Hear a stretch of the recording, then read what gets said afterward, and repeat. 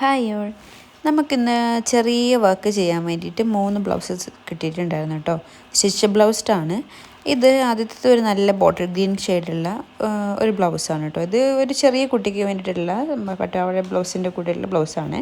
അതിൽ പ്രിൻസസ് കട്ടിട്ടായിട്ട് തയ്ച്ചിട്ടുണ്ടായിരുന്നത് കുടുക്ക കൈയൊക്കെ വെച്ച്. അപ്പോൾ നമ്മൾ ആ പ്രിൻസസ് കട്ടിലൂടെയും നെക്കി കൂടെയും അവർ പറഞ്ഞതുപോലെ തന്നെ സ്ലീവിൻ്റെ എൻഡിലും വൈറ്റ് ബീഡ്സാണ് വെച്ച് കൊടുത്തേക്കുന്നത് കേട്ടോ.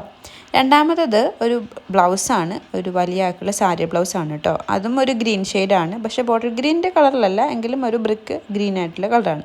അതിൻ്റെ സ്ലീവിൻ്റെ എൻഡിലും നമ്മൾ അതുപോലെ തന്നെ നെക്കിലും വർക്ക് ചെയ്തിട്ടുണ്ട്. നെക്കിൽ നമ്മൾ ലേസാണ് കേട്ടോ വെച്ച് കൊടുത്തേക്കുന്നത്, അത് സ്റ്റിച്ച് ചെയ്ത് കൊടുത്തേക്കാണ് ചെയ്യുന്നത്. സ്ലീവിൻ്റെ എൻഡിൽ ഗോൾഡൻ കളറുള്ള ബീഡ്സുമാണ് വെച്ചേക്കുന്നത്.